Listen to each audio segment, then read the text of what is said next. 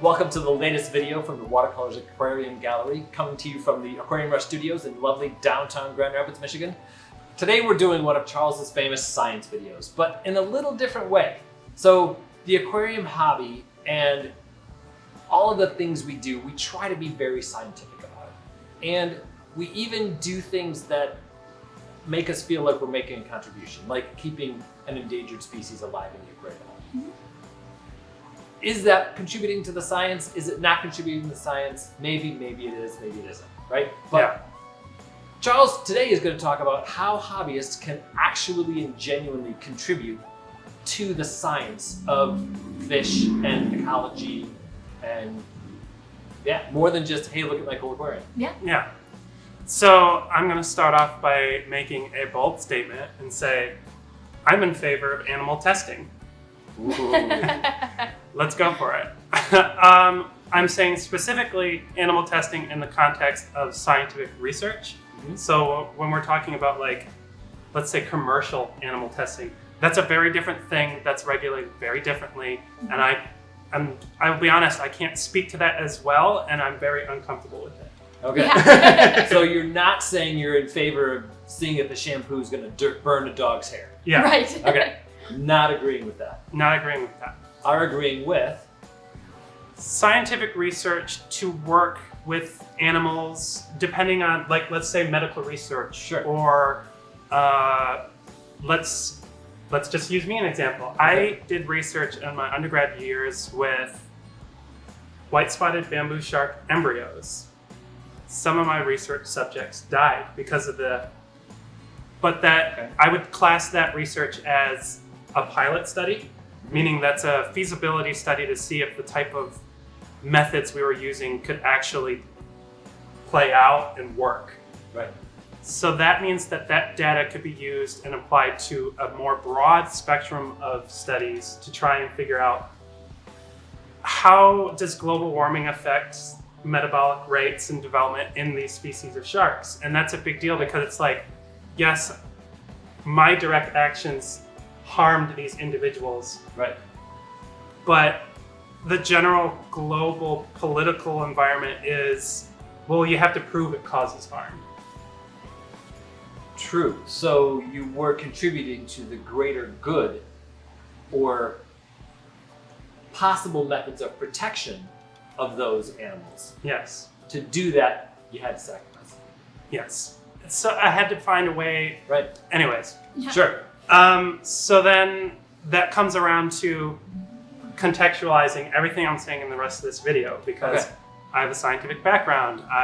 That's the type of research I did. I worked in a medical lab for several years, and that's what I'm familiar with. What you did, Yeah. yes. There's this step one. How can a hobbyist contribute to the science? Listen to scientists is step one. I like that. There's this perception that scientists are these, like, apathetic, they don't care about their test subjects. If you don't know what an ICOOC committee is, or if you don't know what ALAS means, and so that's ICOOC, that's IACUC, Okay. and ALAS as in AALAS. If you can't tell me what those are, look it up and then come back at me with animal rights. Okay. Because I'm animal rights activist. Sure. Yeah. Most people I come across have no idea what happens in the laboratory setting.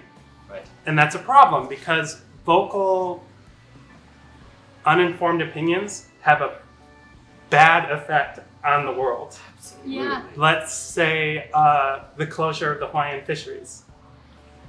Right. Vocal, non-informed opinion. That was a societal pressure not based on science at all. Right. That we can insert not based on factual evidence. Yes. Yeah. Not just facts. Not Yeah. based on facts. Right. Science equals facts. Yeah. Yeah. The default should always be the established scientific opinion. If you're gonna try and say otherwise, you should have you should have better data to back it up than the scientists do, and Exactly. you should know what those things are. And no is not a valid argument. And that's a callback to I had to provide evidence that we're harming these sharks. Yes. Yeah. If you're the one that's making this claim, you need to back it up. Right. So moving on from that. Okay. Step 1, listen to scientists. Step 1, listen to scientists. Step 2, try to find scientists. Yeah. You'd be surprised where they are. Oh, yeah. So multiple species of fish that we keep and take for granted are actually classed as quote unquote model organisms.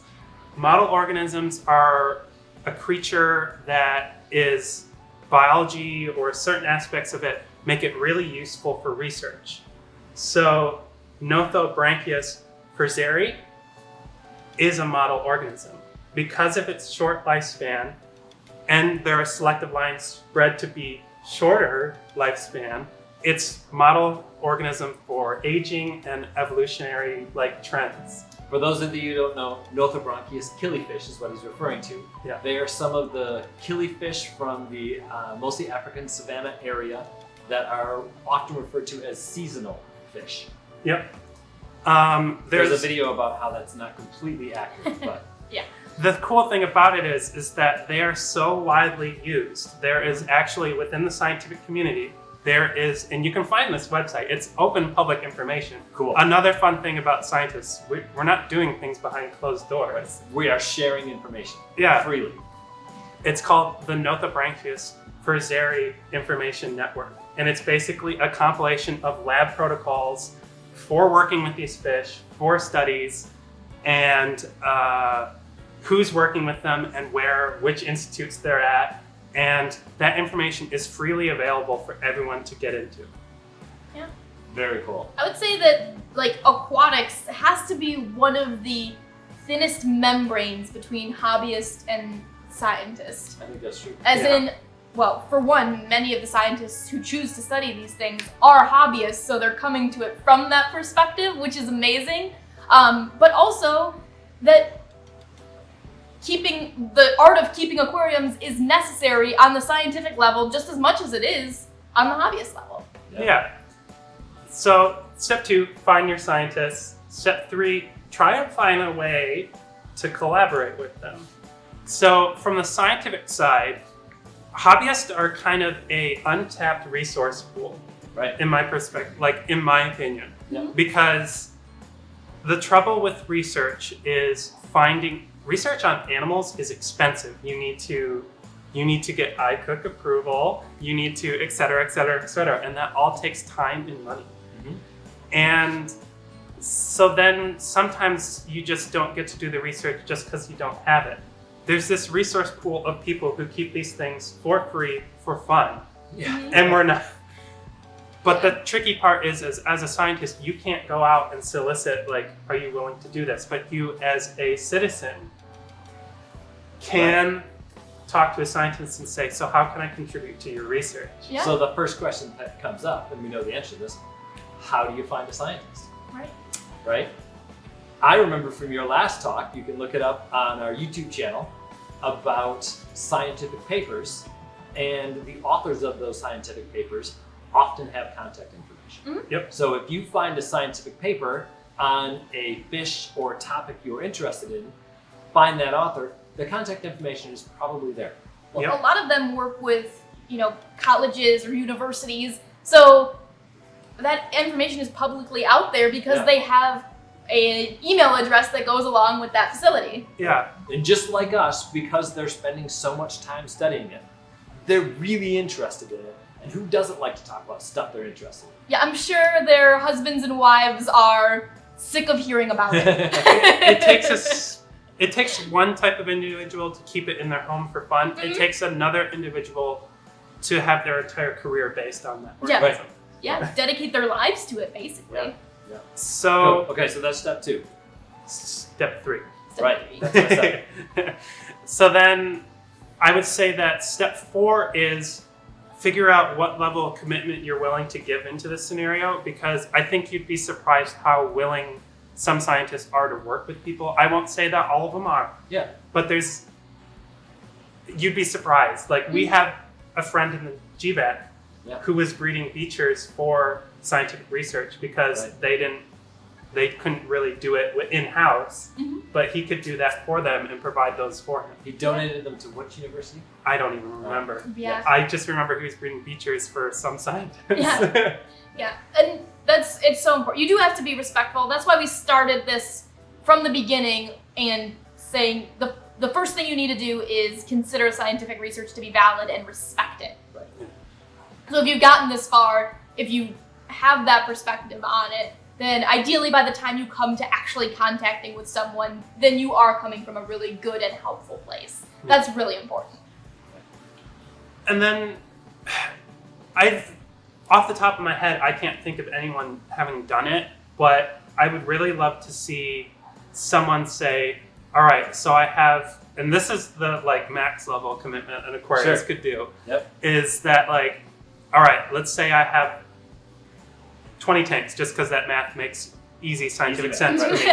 Is 20 tanks in my fish room, what would it take for me to set up, let's say, research on sexual selection in a wild species of betta in that setup, and collaborate with that scientist and work with them on that, or find a way to, like, even as little as trying to figure out how to do his pilot study in your home, that he might not be able to publish that stuff, but it would give him the information he needs to produce lab protocols, so that there's a protocol for him to submit to an ICUT committee to do research on that fish. If you look at like fish that we commonly keep as hobbyists, you'd be shocked how few scientific information there is on it, because getting funding for a pilot study is not easy. There's more fish than there are scientists. Yeah. Right.